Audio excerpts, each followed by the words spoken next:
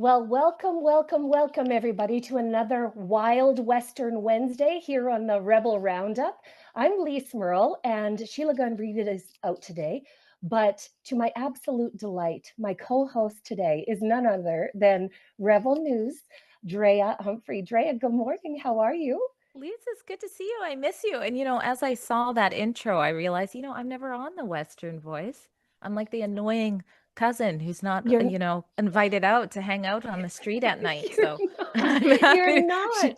The Sheila's busy, so I'm here today. the only barrier to entry is that you must be a Western person or a Western advocate, and you are definitely both of those things, Drea Humphrey. Um, So we're so happy to have you.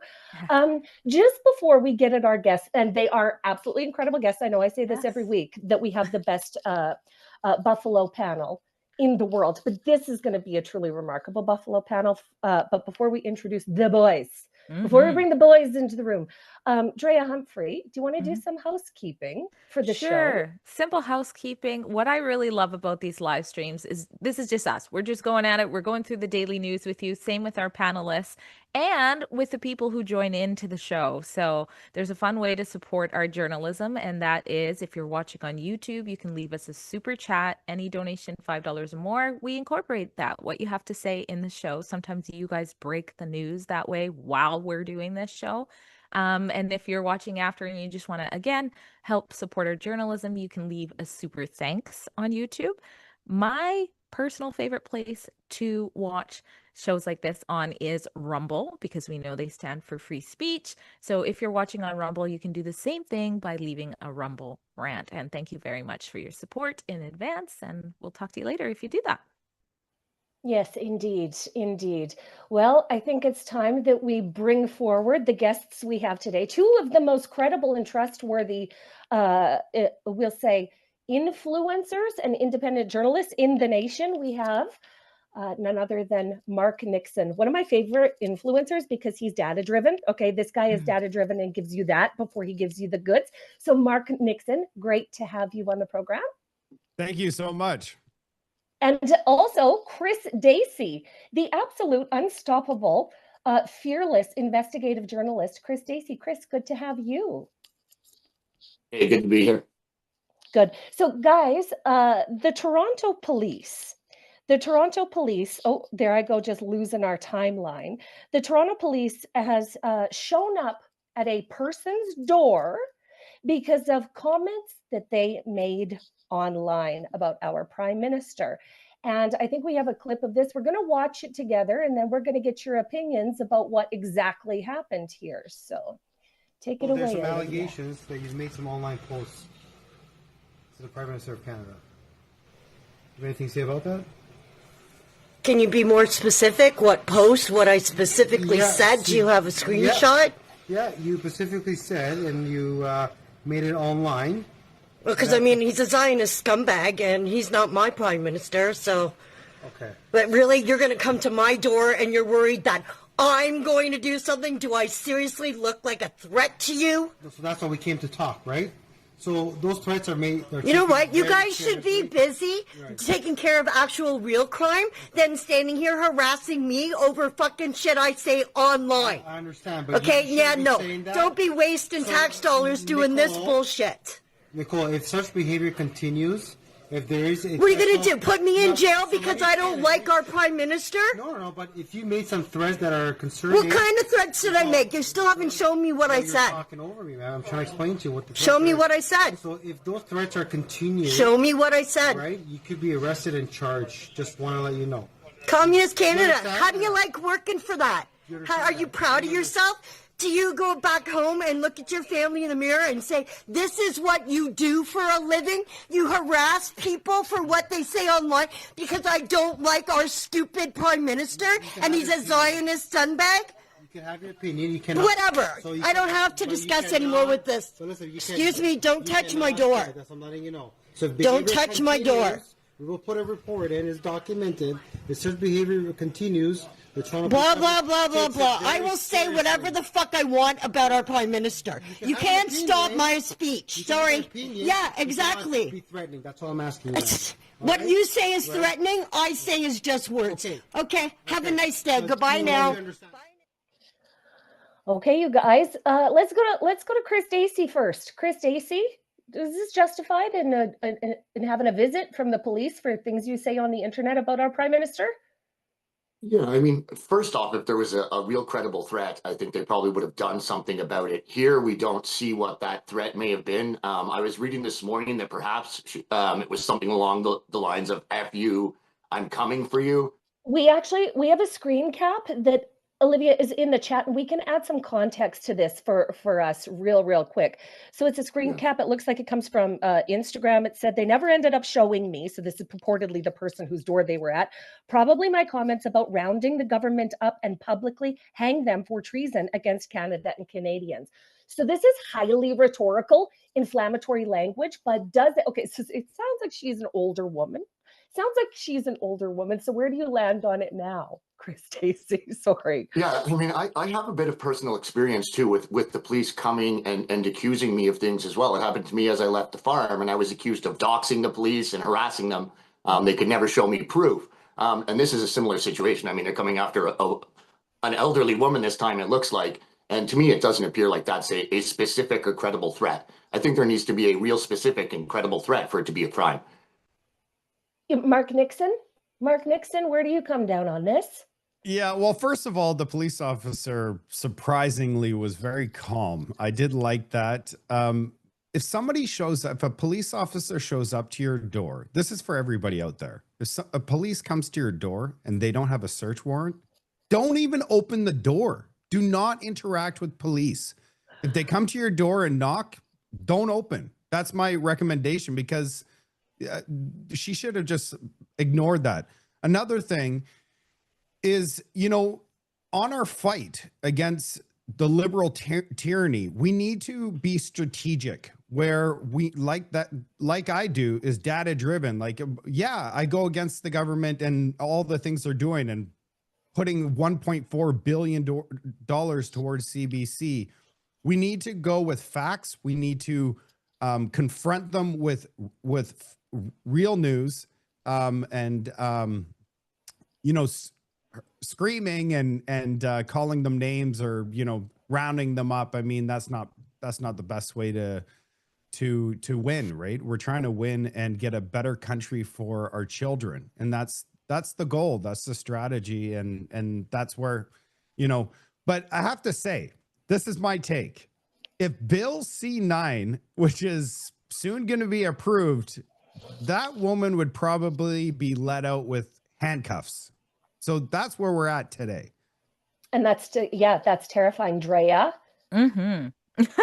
No, I agree. If there's no warrant, you should be talking to police. That's in your best interest. I think there's another post, and I think that might have been what Chris Dacey was pointing to. I think we have it with the F words, which of course swearing certainly doesn't warrant having police presence at your door. But if we could put it up, if we're allowed to put it up, there is a little bit more context. And I want to say something. Breaking news is often the most least reliable news. So I saw many people run with this. Oh my gosh, you know, they're coming to the door and they have no reason to come. I mean, we don't actually know. I've watched enough true crime, especially when it comes to, you know, pedophilia, and that's not what's happening here. I'm not saying she did that at all, but it's the same approach. The cops come, they're investigating something online. Clearly, they have more information than we do, and the person at the door is always saying, I did nothing, I don't know what you're talking about, and things like this. In this case, assuming these people are correct to say this is, in fact, the grandma, you have her saying, as we read out, that, hey, it could be, I don't know, no big deal, me talking about rounding up politicians and executing them in the fashion. But then on the other post, I think I put it in the chat with the F words, the repeated F words. If not, I will find it so that I get it right. And this was posted by journalist Rupa, and I always butcher her name, Subramanya. Thank you. Yes. Subramanya. It's the same social media handle. And in that handle, this person, if it is the same person, has tagged Prime Minister Marc Carney and says, I'm coming for you. You suck. You will get yours. Now, does that mean next election? We don't know what it means. Is this all the police have of this person's online Yes, behavior? We I'm going to also come for don't know. you. I'm going to come for you. Maybe online, maybe It- just on her side on It social really media. could. It really could just be, I'm coming for you. I'm exposing for you. Yeah, we think that this lady is going to be in Rome this week to track down Marc Carney. I would guess probably not. Exactly. And this rhetorical language that she would typically use online. Right. And again, providing, if those are the only two examples, it does seem extreme. However, the officer did seem like he was going to take something out and show her. And I don't know, it looked like he was like, okay, you want to see it. And he did say, we're coming to you to talk about it. And that if this could keep up. So I think of things like, okay, we can say, oh, this is a grandma. But if you watch true crime, women sometimes do horrible things. But if you look at the Tumbler Ridge situation where everybody's saying, why didn't anybody do anything? We saw this kid was doing all these things online. I think we obviously don't want to see police presence for our opinions, but at the same time, when something goes down, whose fault is it if the police don't come and investigate that? So I think on one hand, there was an investigation. They weren't saying we were going to charge you. They were saying they were going to talk, and we don't know all the details yet. Yeah, and he did say that he was going to log it, right? Like that they said that they showed up at her house and they checked her out, and likely what they would have logged is like old harmless woman running her mouth on the internet, right? Like this is where they would come down on it. But when we receive threats, just a couple weeks ago, a radical trans activist suggested that I be disembodied for my political beliefs. Do I think that the police would be sent out to investigate him? Absolutely not. Like regular Canadians don't get this level of protection from the RCMP. And should RCMP resources be wasted on chasing down grannies that have rude things to say about the Prime Minister?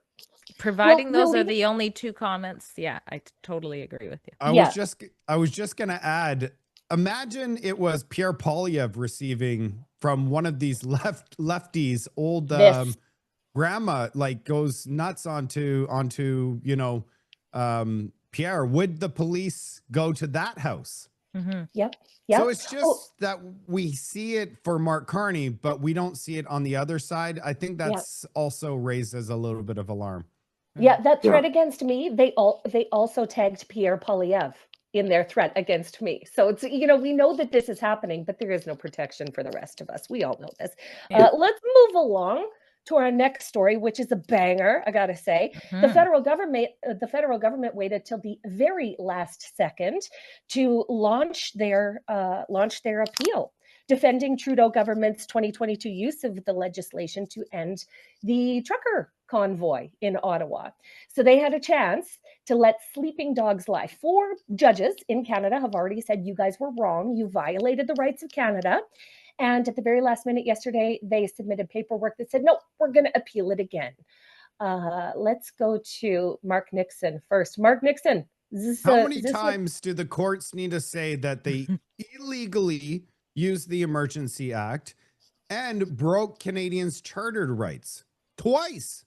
Now they want to go a third time. And the reason I believe they're doing it is because Marc Carney was the economic advisor and also provided his 2 cents and saying, yes, let's proceed with this. Now he's prime minister looking at this going, my hands are dirty with this. We need this to go away so that, maybe in the future they could use it again. Like, what's the point of doing this again? It's disgusting.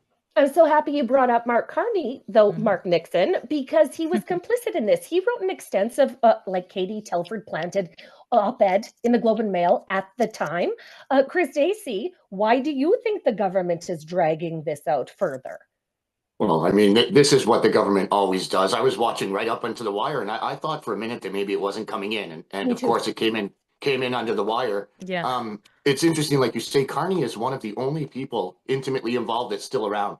A lot of the people involved have run off to cushy positions. Chrystia Freeland's in Ukraine. I believe someone took some type of position in England. That's interesting. Also, bumping it up to the Supreme Court, Supreme Court Justice Wagner has already been on the record calling the convoy, I believe, anarchy, and saying that it took the city hostage. So right there on its face, there seems to be a conflict of interest. I'm not sure if he will be recused or how that works. But if you're bumping it up to a friendly Supreme Court, there's a better chance they'll rule in your favor, perhaps. Well, you would think that they would have to consider that, because part of the role of judges is to look at things objectively. Part of the point of judges is to not know everything about a certain topic. They have to learn as they go. They have to hear the evidence. They have to base their decision on things that actually happened. And so that he already formed an opinion about the Freedom Convoy, what it was and how it was positioned in Ottawa, I say disqualifies him from being able to hear this case. Drea, Humphrey, are you with me or no? Oh, I'm always with you. I'm always with you, Lise. So far, anyways, at Rebel, we do dispute with our colleagues, so I've never disputed with you. Yeah, no, I'm absolutely with you. We already had, of course, the initial ruling that it wasn't lawful, and then we have 3 judges in the last ruling who combed through all of this and said, no, actually, the lower court was right. You guys didn't have enough to go on to do this. This last minute filing, as Chris pointed out, for this application, it also says in here that Ottawa has argued that the lower courts had incorrectly received the use of the Emergencies Act, which was deployed in what it called extraordinary circumstances. So I just want to point out how serious this is. My hope is that they don't even see this case through. They go, no, we don't see a reason to hear this case. But basically what Canada seems to be arguing here is, well, in certain circumstances, like this particular circumstance, when there's a large amount of Canadians who are upset with the government and lawfully protesting outside, that's one of the extraordinary circumstances that our government is still trying to say warranted this type of measure. And then the filing further asserts that the lower court should have asked whether the government acted reasonably in finding reasonable grounds to conclude that a public order emergency existed. So that is the premise of the application. Hopefully that gets shut down. The other thing that stands out is the amount of money, tax dollars being wasted to go against the people. And I want to remind people that at one point, what the protesters were asking for was simply a conversation. It was simply, let's just have a conversation with the Prime Minister. Let's feel heard, as we know they were not feeling heard, and they represented millions of us. And here we are where the government still isn't apologizing, still isn't having that conversation, and it's taking it to the highest court, trying to anyways. Well, it'll be interesting to watch to see what happens. I don't have a whole lot of faith left, but there's still time to surprise us. The Supreme Court could do us a solid and surprise us. Let's move along to the next story, which is one from our friend here, Marc Nixon. A masked gunman stormed into a house with guns. The homeowner fired back, and the police said, yeah, no worries, buds. We get you. Marc Nixon, can you tell us more about what happened here?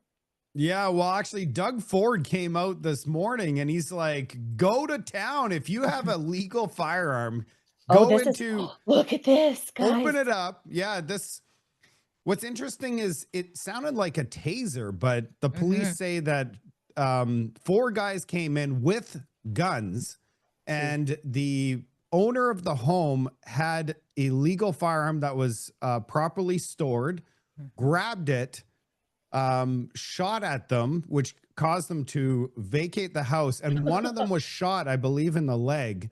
So they had to bring that person to the hospital. That's where the police met up with that person. The 3 other are still out in the public waiting for their next home intrusion. And Doug Ford came out today and said, if you have a legal firearm and somebody breaks into your house, I expect you to unload all of the lead into them. And what's hilarious is that's completely against Marc Carney and the Liberals. They're like, hey, protect these criminals. You guys need to just sit there and give them your car keys so they can take your truck. Go and lock yourself in a washroom and hopefully they don't hurt your family. Like, we need to change the laws in Canada where if somebody goes into your home, it's over. Like, these people need to know that their life is in danger if they go into a home, and you are legally protected. So yes, Doug Ford, you could say that that's what people, but that's against the law, what he's telling people. We need to change the laws so that criminals know if they go into a home, this could be the last break-in. Chris Dacey, Doug Ford could have done something about, this isn't a new series of events. We've heard stories about like this, similar to this, coming out of Ontario for years. But what do you think Doug Ford should do in this case? Should he overrule Marc Carney and the Libs?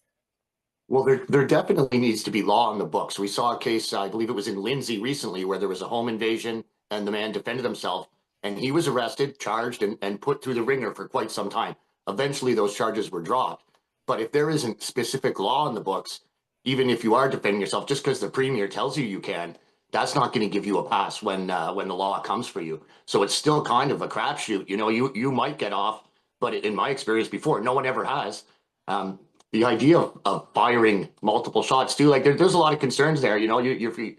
People have guns in your house, you're firing guns around, like there could be other things to worry about. Bullets can do some wild things, right? So we need law, and we need to know exactly what we're dealing with, and we need to be able to defend ourselves and our property.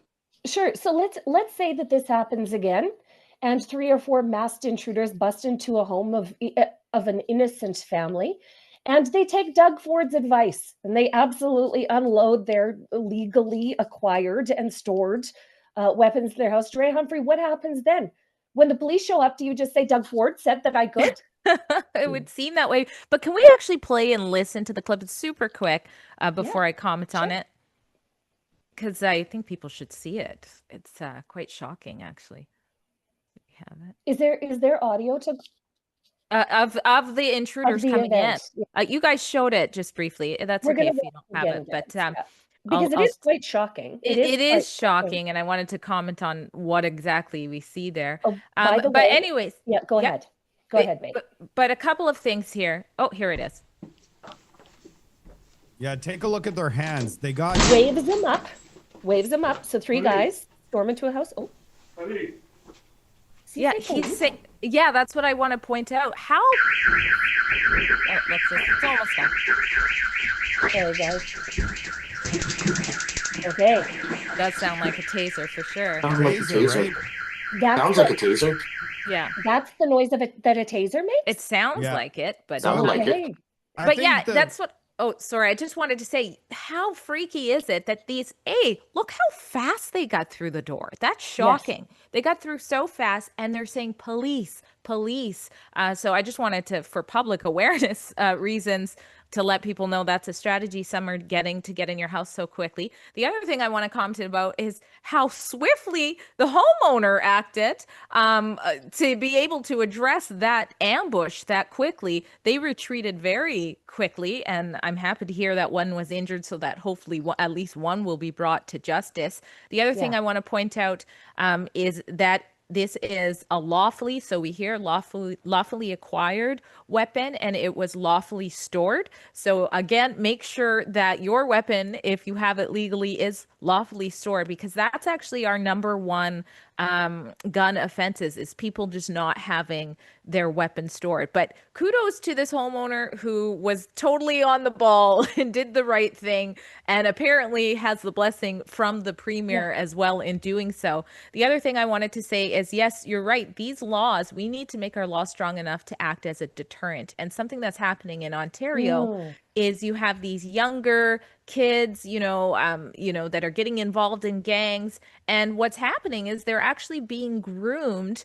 And part of that grooming process is saying, you're just going to get a slap on the wrist if something does happen. But look, we can offer you money. We can offer you clout, all of these things. So it needs to be a deterrent. People need to know that if you come in there, you could die.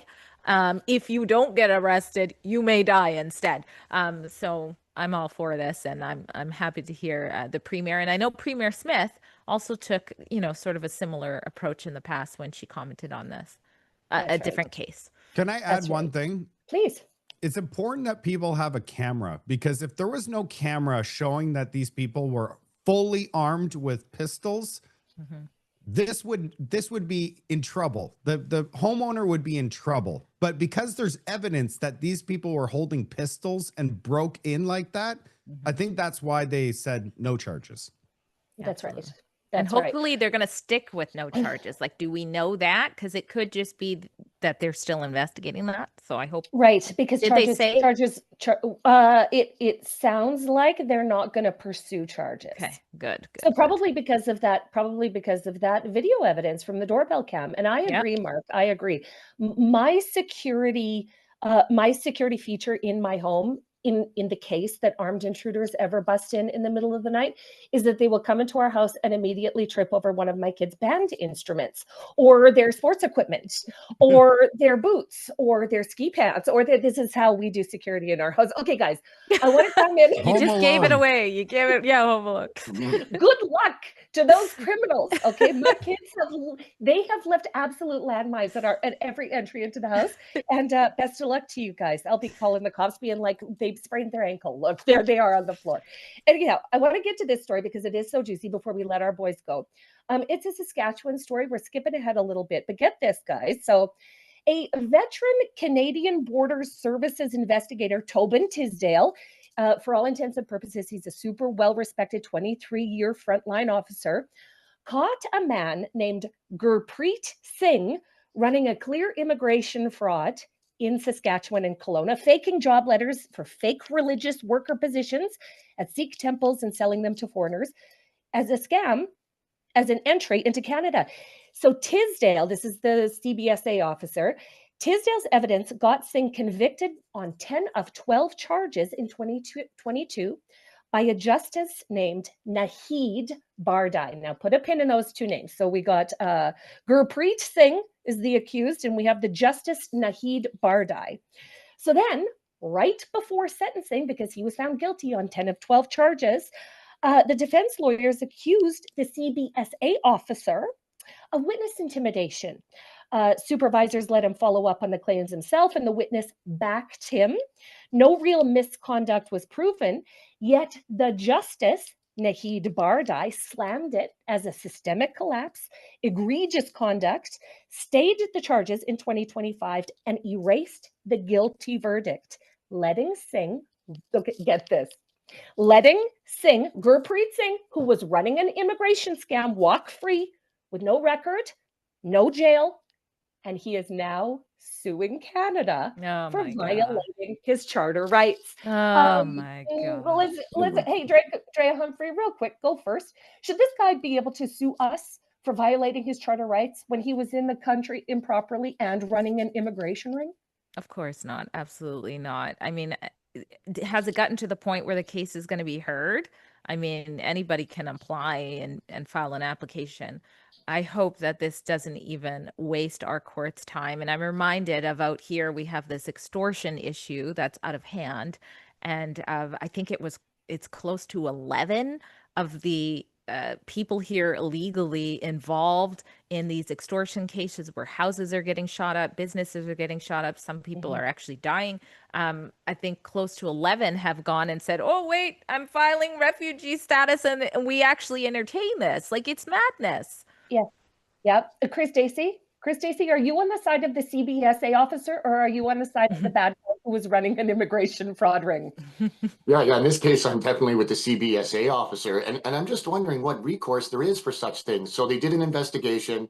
The CBSA officer didn't do anything out of hand, yet this justice can still just dismiss and toss everything on a whim. They did an extensive investigation. And just real quick backstory, guys. I look back in my calendar in November 2024, I was approached in a grocery store in Regina, and the person just said to me, Lise, are you aware of the insane immigration fraud going down in Saskatchewan? I was like, I don't, but tell me more. It was about this. So this is like a well-known thing that they're doing. Like, people are aware that it's happening. And when the CBSA officer investigated it, found, okay, this investigator found this guy's laptop was absolutely full of fake letters of employment at Sikh temples, which were then forwarded to people in India who then came to Canada illegally. Like, it is crazy. But the judge said, well, then he went and checked back in with witnesses. And then the defense said, well, they didn't tell us that he had further investigative meetings with it. And the judge, let me just say his name again so everybody remembers, Nahid Bardai, threw the whole thing out. Marc Nixon, what is happening here? You know what? Cases like this is why independent content creators are taking stories like this and sharing it with Canadians, which is basically stepping up and shunning these people. We're exposing these people, getting millions upon millions of views. And I'll tell you, that is very damaging to these people, because when they're exposed, and that's why people are like, they're taking it upon themselves. So if you see something like this on Instagram where they're encouraging this, share it with your friend, share it with everybody, because if they're not going to do the law in Canada, Canadians will have to do it for them. That's my take on that. I mean, we could actually do something here, because enough is enough. And they're using the Supreme Court for the Emergency Act. That's where this country is right now. Yes, true. Marc, I'd love you to talk more about this story, because it's a Saskatchewan story and any spotlight. Chris, Dacey, obviously this goes for you too, but this is a Saskatchewan story that just shows the rot that's happening within our institutions and really contributing to the public's mistrust of it. Because here you have a bad guy who was obviously doing bad things in a country that he probably shouldn't have been in, and it should preclude him from applying for any kind of official citizenship or residency in Canada. When you're caught doing stuff like this, should be the next plane out, the end. Yeah, absolutely. We've also talked on other live how a similar scam is happening in the colleges as well, where they're saying that students are coming there and they're just getting their diplomas and they're not even studying and things like that. So right, they don't just show up for class, right? Yeah, like and they get fake education. They come here for fake reasons. Yeah, no, it's wild. Hey boys, it's about 1/2 hour, and this is, I wish I could keep you all day. You've been such a pleasure to listen to today. Chris, Dacey, real quick, tell the people where they can find your work. Yeah, you can find me almost exclusively on X at Chris Dacey, or if you search Dacey Media, you can find some other stuff there, but mostly on X at Chris Dacey. Awesome. Marc Nixon, tell the people where they can follow find Chris. He provides on the ground coverage. Love your coverage, Chris. You could find me also on X. It's Marc Nixon 24. I'm also on YouTube, Marc Nixon Official, Instagram, TikTok, you name it. I'm all over the internet. Awesome, guys. Well, thanks so much for joining us here on the Buffalo panel today. Everyone stay tuned for just after the break. We're going to talk about a whole bunch more stories, and we'll be right back.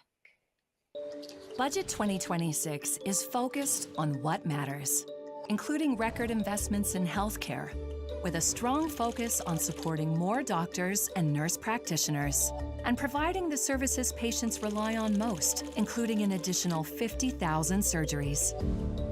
We're also adding much-needed acute care capacity to our hospitals and emergency departments. Budget 2026, focused on what matters. Alberta is at a crossroads. For years, I've heard the frustration. I've felt it too, but frustration doesn't build a country. Preparation does. In my new book, Independence Blueprint, What Alberta Can Learn from Quebec, I break down the hard mechanics of sovereignty, what we can learn from Quebec's 1995 referendum, the research that's already been done, and what would actually come next for a free Alberta. There's the constitutional process, currency, pensions, continuity of services, trade, resource control, Indigenous partnership, and international recognition. These aren't slogans. This isn't fantasy. These are just hard facts and serious preparation. Whether Alberta stays or goes, we need to understand the stakes. Head over to buy your copy today at independenceblueprint.ca. Let's be prepared, because our time is now. Gun bans make great distractions. Trudeau may be gone, but Carney has picked up his same rhetoric. We will quickly, and I mean quickly, reinvigorate the buyback of Hunters, collectors, competitors, and defenders of tradition are still being targeted, while criminals run wild under liberal policy. But we are fighting back. Join us, Canada's National Firearms Association, in defense of freedom. Canadians know the national anthem. They stand in silence to remember those who died for this country. But not every Canadian knows their rights and freedoms.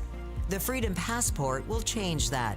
It looks and feels like a Canadian passport, but contains the Canadian Charter of Rights and Freedoms in a portable, easy-to-read format. The Freedom Passport. Order one for yourself and for all the freedom lovers that you love at freedompassport.ca. Okay, Rebel fam, let's get back at it. Because we have our beautiful BC Rebel bureau chief here today. We have to talk about David Eby. Always And a pleasure. another stupid thing that David Eby has done recently. BC Premier David Eby has suggested he won't support the federal government's move to temporarily increase rural employers' allowances for temporary foreign workers. So these would be workers that would work on farms in British Columbia. David Eby says that there shouldn't be more temporary foreign workers. There should be pathways to residency instead. So as we all know, the agriculture industry in Canada is incredibly labor intensive. Every productive and successful farm has a team of people that's working in the background, making sure that everything is growing and getting fed and being harvested on time. And often these are in compressed growing seasons. So the necessity to have a reliable labor market to do the work on BC farms is real important. Yeah, it seems like David Eby is telling us that it doesn't really matter. What matters is the experience of the people that are coming to Canada. Drea Humphrey? Yeah, and my understanding is that he's also saying something along the lines of he's not a fan of the temporary aspect, and that it should be, the focus should be on a pathway to permanent residency. And I think that's really the heart of what he's saying here. Because on the one hand, some people are going, oh, okay, well, I support him not supporting too many people coming here. And it's like, no. He's saying it needs to be an easier path to get people to permanent residency. And then when you think of it in that light, then you know another serious issue that farmers are facing is, yes, they have this need where they absolutely need people to come help them out on their farms, but there's also this issue of foreign workers coming and disappearing. So they come and they do all of this work to get them here, and then they disappear in the country and nobody knows where they are. Just poof gone. Yeah. So is Eby trying to correct that issue? Hey, don't worry, you'll be permanent, work a little longer. So yeah, I'm seeing through it. Some people are saying, oh, I'm with Eby on this one. I can see. So well, I could see how people would say that if they want the industry to do well, right? It's like, okay, these people by whatever means, but then as is always the case with the NDP, there's always like a nefarious undercurrent of what you know what I mean? What they say they're doing and what they're actually doing are two totally different things. Yeah. And so I don't have a lot of trust in David Eby either. You know what I mean? There should be no rapid pathway to citizenship in Canada. Okay, we are full. Especially now, like we've learned that we can't have a rapid pathway. Before we jump to the next thing, I see there have been some chats, and everybody who's listening, if you want to be a part of the show, you can do that through Super Chats on YouTube and Rumble Rants on Rumble. So I'm going to read this from Donovan Hawk, who donates $6.99. Thank you so much. Says that Artrado and Finlight merger on March 16th, when Carney was in London, was quite coincidental. So very suspicious timing. I actually don't know much about this. I don't know anything about this, but you know what? I'm gonna now. So thanks, Dawn. Yeah, thanks for putting this on our attention. A lot of things Carney's doing seem to be, except for getting us a really good deal, seem to be quite interesting timing-wise. P.S. Caulfield 10, who often supports us on our live streams, thank you very much, donates $5. And this is related to what we spoke to earlier in the show, the woman who had the police showing up, and she's saying, you know, I just said Yes. critical things, and he says scumbag, yeah, about Marc Carney. Zionist scumbag, hardly, especially in Marc Carney's Canada. I Yeah. thought that was a little interesting. Sometimes I'm like, you know, I always get called Zionist lately. It's kind of like nobody cared who was vaccinated, and now all of a sudden the people were like, are you vaccinated? And all of a sudden people are calling me a Zionist. And then I hear people calling Carney a Zionist, and I'm like, oh my gosh, What? I'm in the same boat as Carney now. What is I happening can't here? keep up. I can't keep up. So I was a little taken back by that too. What do you think? I'm so happy you brought it up, because at that part in the video, I thought to myself, oh yeah, no, this is actually just a ranting old lady. Like this, oh yeah, okay, this is, I see. Yeah. Hey, look at Grandma Mabel fell off her rocker, fell into a box of cardboard and took to the internet and said some rude things and says words that she doesn't actually know the meaning to. That's what I thought. So yeah, she was just thanks, being peace. grumpy. Thanks, Peace Schofield. You're the best. Yeah, thank you so much. Donovan Hawk donate $6.99 too, and it says Marc Nixon is hot. I think that's the emoji hot. Love you, bro. Oh, we should have said that when Marc was on here. Sorry, Marc. Some people. He's fire. He's Sorry. fire. Look at me. You know, I'm getting trash news all of a sudden. It just I means was fire. agreeing. Thank you, Olivia, our producer. Whether it was hot, Marc Nixon is hot, or whether Marc Nixon is fire, either way, I agree. Like, yes to this. I'm going to send this to Marc after, so don't worry. He's going to see it. He's going to get his big compliment. Marc, somebody paid us money to compliment you on TV today, and I just think that's a real high point. So, okay, it definitely wasn't hot, because I also read the name wrong, and I guess I'm really sucking at this. I said Donna, but it's Donovan, so I don't think it was hot. Okay, and fire. I'm so fire, sorry, fire. Donovan. We did I not think he's mean fire. We did not mean to assume your gender or your preferences. Anyway, And then Donovan, and he probably doesn't love me anymore, but Donovan also donates $13. Thank you. And says, love Drea, Humphrey from Vancouver. Well, I love you. I hope you still love me after I butchered your first. I just love this so much that he's like, no, Drea, I just need you to know how great you are. And here is some money so that you don't miss this comment. Oh, it's just the best. Yes. Thanks, Donovan. You're sweet. You're sweet. And we appreciate it. And we'll pass along your compliment to our friend Marc Nixon. The proper compliment. And the last one so far is from Independent Alberta, donates $5. Thank you very much. And says, and yet just another reason for Alberta and Saskatchewan to write their own national constitutions. Bro, just like that. Just like that. We do things a lot differently. And that's the fun part of the entire exercise, is thinking about how we would do things differently and sort of fix some of the things that are plaguing Canada. Are you ready to move on, Drea Humphrey? We are, yeah. Okay, this is a crazy story out of the University of Windsor. And just like every post-secondary institution, you know, institutions of higher learning and academia, the whole thing's broken and on fire. And what happened was the University of Windsor issued a tiny little hand spank to a 45-year-old grown-ass man named David Williston, who uses the trans name Phoenix Shield, after an investigation found out that he engaged in sexual misconduct. So here we have a guy from the University of Windsor who is taking part in all sorts of like gender exploration, and then he takes things too far because it is all based on, you know, breaking boundaries. Oh, look at this. Oh, hey guys, this is the guy that goes by a female name and pronouns, who was investigated for investigated and found that he engaged in sexual misconduct, and then nothing happened. Oh my gosh. Surprise. Like nothing happened. So it is this is a story from our friends at Juno News, who tells us that this guy engaged in sexual misconduct with a younger adult student, and yet faced only minimum consequences. When it was brought to the attention of the University of Windsor, nothing really happened. They say that the victim was incapacitated and was unable to provide the victim was incapacitated and unable to provide consent during the sexual encounter, and the alleged person who did this hasn't been charged. And the victim, Drea Humphrey?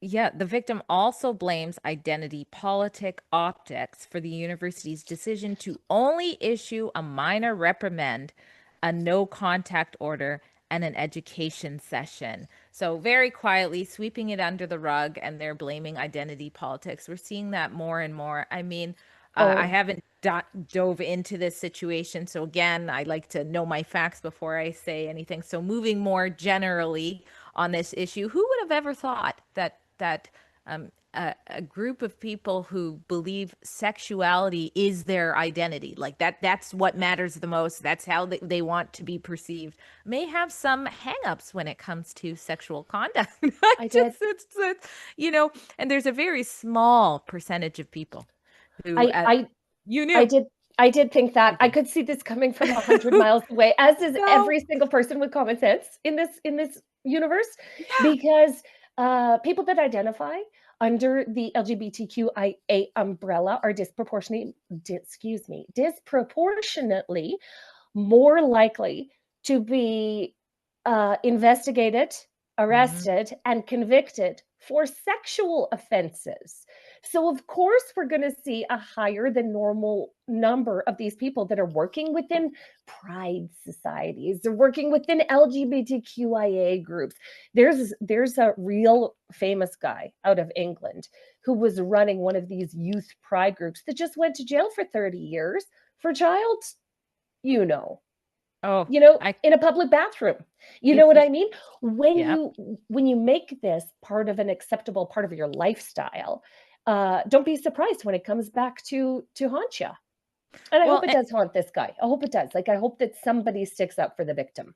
I hope so. I always hope the case. And we see this with victims, even when it's not trans-identifying people. We do see it. I think we're getting better at it in time, but in the past, it used to be victims in colleges and stuff like that, when they would speak out, weren't getting proper treatment. But the fact that the school assessed it, found an issue, and only addressed it this way, that is such a huge injustice. And it's a humongous letdown and a red flag for people that are considering sending their kids to the University of Windsor.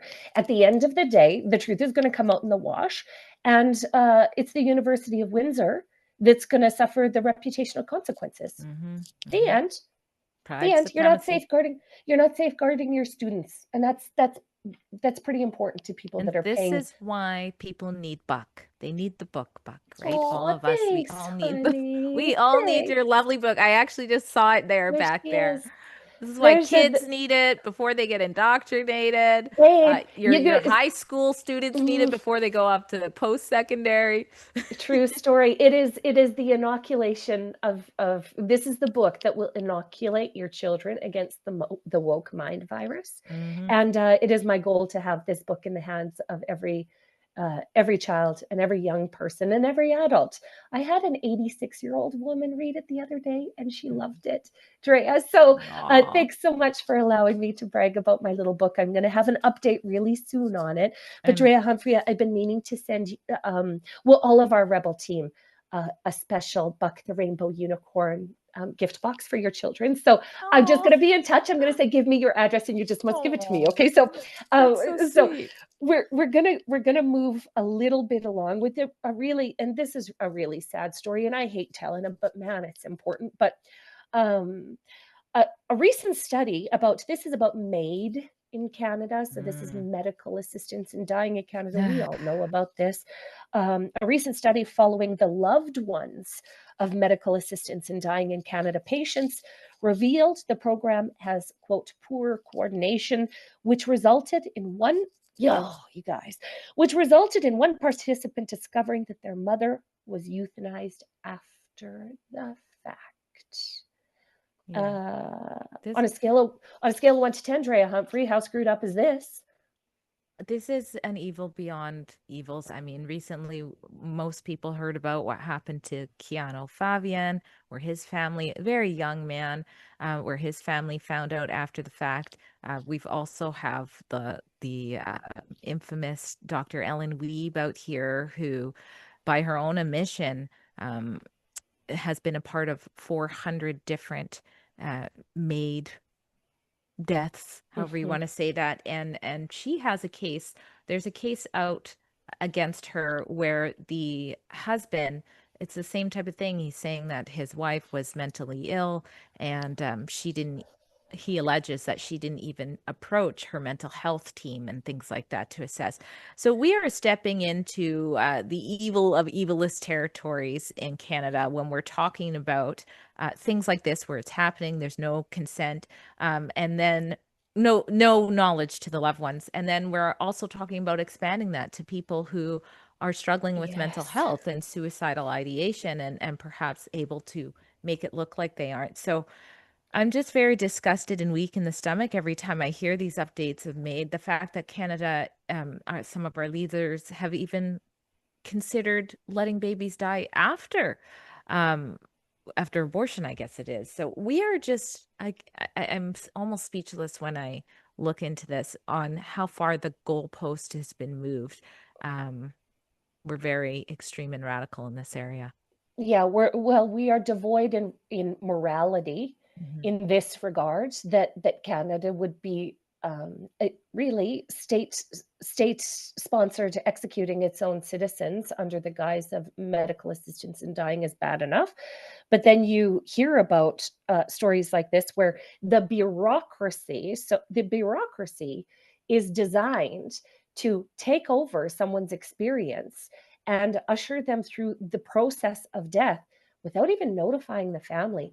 That is an egregious sin. This is a grotesque overreach of what the program was meant to fulfill. This was only supposed to be used. I was around in media. I've been around for this long. Okay, I remember the days when we were debating this topic, and the liberals of the day absolutely insisted that it would never, ever be used except for in the most terrible, on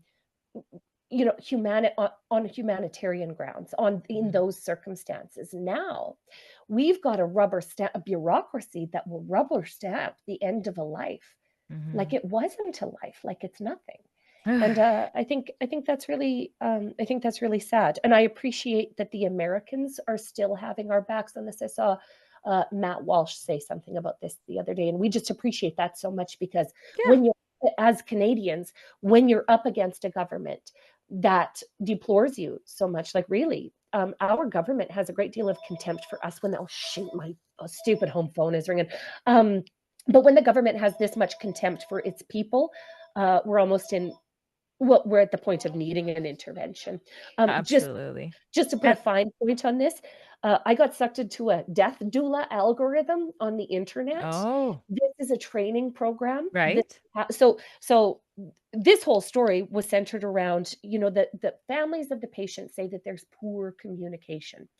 So what they're doing in post-secondary institutions and in training institutes is training people how to usher the family and the patient through the MAID process. A whole and system set up.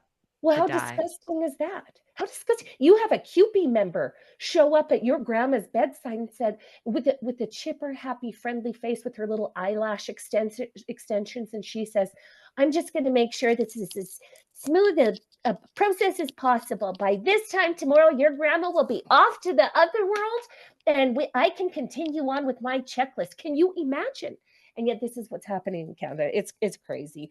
And where's the hope? Where's the hope for people who are suffering when MAID is an option? And when that's even put on the table, when what we really should be doing is putting all of this energy into better treatments, better options. I mean, look at cancer patients. Palliative care? We're care. rich enough. We're rich enough to have the best palliative care on planet Earth. And yet this is what we went with. Exactly. Because it's like, there's just no value in people who are costing the system or annoying the system, I guess. That's the approach, it seems. I don't think that way, obviously. They should have value to their families, though. They should have values to their families. And this is, I mean, I just can't wait for this era of Canadian madness to be over. Yeah. Careful what you wish for. What does that look like? Oh, God. True, right? Like I should quickly check myself before I wreck myself, right? Be smited. Girlfriend, what story do you want next? Do you want, let's see. Well, this is a cute story. Hey, Pierre Poilievre is on a little bit of a tap dance through the United States right now, and he got to sitting down with Texas Governor, what is his name? Greg Abbott. Excuse me, Greg Abbott. Forgive me. Here's Poilievre in a fancy, formal sit down with the Texas Governor, Greg Abbott. So Greg Abbott says, met with Canadian opposition leader Pierre Poilievre today at the governor's mansion. The governor and the opposition leader spoke about boosting trade ties, especially in regard to Canada and Texas's booming energy industries. Nice. Now, Drea Humphrey, if I had to guess what the crazy left is saying about this, it would be, how dare he go to America? How dare he court the governor of Texas? Yeah. How dare he have a nice time in the governor's mansion, have a polite conversation between neighbors? How dare he? I'm of the opinion that he should have been doing this about a year ago. Yes, absolutely. We should have saw this confidence. When I saw the handshake, my first thought was, I hope some more conservatism rubs off. And he comes home with it. I'm not saying he's not conservative, but more conservative. So often he comes home with a new fire in his belly. But you're right. We should have saw these kinds of things. Taking action where you're seeing it's not happening and trying to show that you can lead and find a different way and work with the Americans. Yes. This is what we needed. And let's Without hope question. that continues. Yeah, without question, because the approach during the lead up to the election, during the campaign phase, was from the Conservative Party of Canada was, we're just going to take a liberal light approach to this. We're going to say the same things as the Liberals are saying, but just a little less loud. And it backfired. It spectacularly backfired. You know who it did work for? And we haven't brought her up today, and we've got to, actually, Danielle Smith. Danielle Smith is actually the only premier that is putting safeguards in place for MAID in Alberta, because of course she is, being the nation's best premier. But Danielle Smith also spent a great deal of time on red-eye flights down to Florida when all of this was at a critical stage of the tariff negotiations. And I just think to myself, how much better off would we have been if Pierre Poilievre had become prime minister at that time? We could be 1 year into a corrective year in Canada, like a necessary corrective year. We wouldn't be talking about Marc Carney. We wouldn't be still watching our country go down in flames because of the actions of the Liberal Party of Canada. We could be so much better off. And this right here, this post from Texas Governor Greg Abbott gives me hope that the Conservative Party is getting its pants on. Let's hope so. Only time will tell. I think it's time for the cringe. Sure is. And then we have some more chats to do, and I won't butcher names and sure is. And tell compliments. Tell us the extreme compliments. I'm here for this all day. Do you want to tell us about the cringe? Do you want to tell us, Drea? I just saw our lovely producer said, Olivia said it's time for the cringe. So okay, sorry. Okay, guys, here we go. So Kelowna Pride. Okay, so this last weekend, me and Sheila Gunn traveled all the way to Lethbridge, Alberta to see Ben Bankus perform his stand-up comedy. You guys, I cannot tell you how awesome it was. We laughed so hard for 1 hour that we were absolutely weak after. Okay, this expended all of our energy. We heard things from Ben Bankus's mouth that itched a little scratch in the inner folds of our brains. So much truth got told to us that night. It was incredible. But now, Kelowna Pride.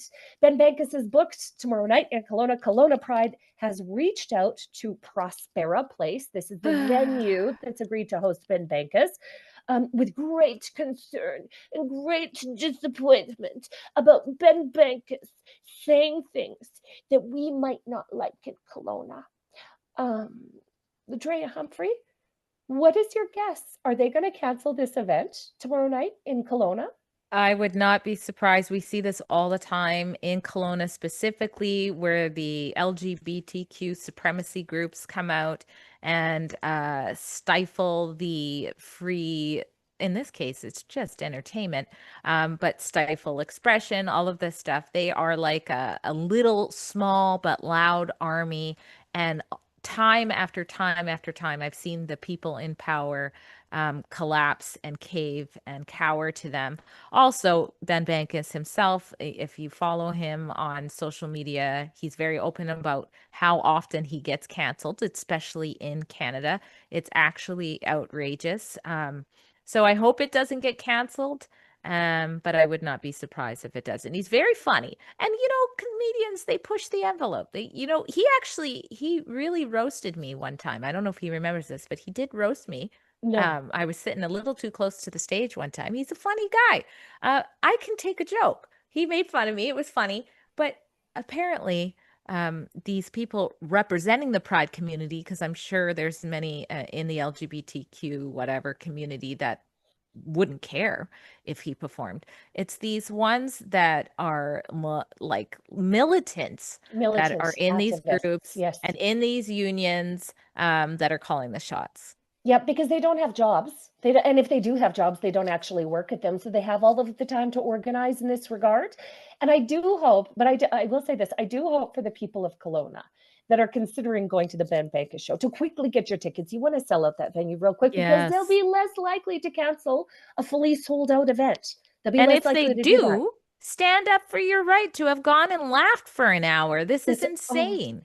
You need to write to the same people and say this is ridiculous. The people of Kelowna and British Columbia deserve nice things, and Ben Bankus is a nice thing. Like nothing he says is going to cause anybody to fall over and hold their knee and claim that they were hurt in any way. It will cause a liberal for sure to do that, but it won't be harm. There will be no harm, but they will call the ambulance then. Call the ambulance if Ben Bankus's words hurt your feelings. Exactly. I think we have a couple more chats, Drea. You got to read these, Drea. Humphrey. We do. I'm going to do a good job this time. I'm not going to make anybody gay who isn't gay. I won't do that again. Independent Alberta donates $5. Thank you very much. And says, and yet just another reason. Oh, I did read that one before. So thank you again. Here's the newer one. So Donovan Hawk. Okay, he's come back again after I butchered it for $6.99 donates again. Says, I'm building the new SkyTrain extension in Surrey near the Patello Bridge. There's been a Palestine flag above my parking for 3 months. Okay, so just where he's parking in that area, welcome to Canada in Surrey, where there is a Palestinian flag apparently over there. Well, I definitely will keep an eye out for that because I do frequent that area. And this guy a construction worker. Donovan, we want to know more about you. Send us pictures of your construction site. Well, there you go. Show and tell. Yeah. Randy from the PAG 4994 donates $5. Thank you guys so much for all the donations. Says shout out to Drea, one of my favorite reporters in Canada. Oh, thank you, Randy. Thank you. I will pay you. I'll pay you for that comment later. Thank you. So sweet. And then we have another from Donovan Hawk again, $6.99, and he just sends a heart, Drea. I think that was telling me we're still good. We're still good, even though I did that to him. That was an incredible little run here with super chats today, and I'm here for it all day. Yeah. I hope, Drea Humphrey, that you leave this show today feeling like loved. 1 million Canadian dollars because you're worth it. And look at the people just compliment you. My God. I know. I feel loved. I think he's just because I was embarrassed about what I did there. Thank you very much. Oh, Donovan Hawk again. $6.99 again. Thank you so much. He says, LOL, Mark and I are acquainted. Oh, they know each other. Okay, good. Thank God. They're acquainted on X. Don't worry, I don't have pronouns. So there you go. From the horse's mouth. That's a man after our own hearts right there. So thank you so much, you guys. That was the best little run. Like, I love that whole exchange. It was fun. 5 or 6 paid chats just to like shovel love and adoration on you, Drea Humphrey. And I'm here for it all day long. All because I screwed up. It's just the best. It's just the best. Hey, everybody. This has been the best show. Thanks so much for joining us. Drea Humphrey, you are just a delight every day. And I appreciate you so much being here today. You just are so uplifting. I love when I get time to chat with you, and I'm sure our viewers do too. Me Starts too, the day off girlfriend. right. Well, let's try and do this again soon. And for our viewers, thanks so much for hanging out with us today. And thanks to our guests, Marc Nixon and Dacey of Dacey Media. Thanks so much for the super chats. I just love this. Like, I love this so much. The way that Drea got loved on today, she deserves every bit of it. You guys have no idea. You guys have no idea how heavy the work is we do sometimes in the background, and just knowing that that's appreciated, and that that Drea Humphrey just got love bombed on the show today. Couldn't be prouder of you guys. So for our people in the control room, the absolute best in the business. Yes, thanks they need love so much for making us look and sound so good today. And to Canada, thanks so much for joining us, and we will see you next Tuesday. Bye, everyone. Bye. Big news. Rebel News now has premium memberships on X, Locals, and right here on YouTube. For just $4.99 a month on YouTube, you'll get loyalty badges, custom emojis, and access to members-only chats during our live streams. At $8.99 a month, you'll also unlock Rebel News Plus shows and our documentaries. But here's the catch. YouTube could cancel that premium tier at any time. That's why the best way to support us is at rebelnewsplus.com. It's just $8 a month, cheaper if you go annual, and you'll get exclusive extras like an ad-free site, comments access, and even the chance to submit op-eds. Wherever you join us, thanks for keeping our independent journalism alive and strong.